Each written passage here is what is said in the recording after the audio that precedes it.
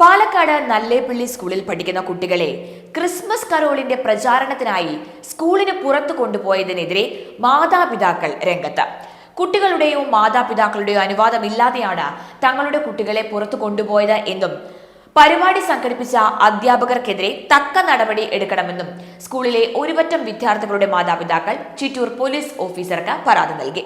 Christmas കരോളിന്റെ പേരിൽ കുട്ടികളെ നട്ടുച്ചയ്ക്ക് 1 മണിക്ക് വെയിലത്ത് പ്രചാരണത്തിനായി പുറത്തു കൊണ്ടുപോയത് തങ്ങൾക്ക് അംഗീകരിക്കാൻ കഴിയില്ല. നിയമപരമായി പ്രവൃത്തി ദിവസങ്ങളിൽ ഒരു മതവിഭാഗത്തിന്റെയും ഉത്സവങ്ങൾ സ്കൂളിന്റെ ഭാഗമായി നടത്തുന്നതിന് ഗവൺമെന്റിന്റെ അനുവാദമില്ല എന്നിരിക്കെ അതിനെയെല്ലാം കാറ്റിൽ പറത്തിക്കൊണ്ട് ഈ അധ്യാപകർ തങ്ങളുടെ കുട്ടികളെ മാനസികമായും ശാരീരികപരമായും ബുദ്ധിമുട്ടിച്ചതിനെതിരെയാണ് കുട്ടികളുടെ മാതാപിതാക്കൾ പരാതിയുമായി രംഗത്ത് എത്തിയിരിക്കുന്നത്.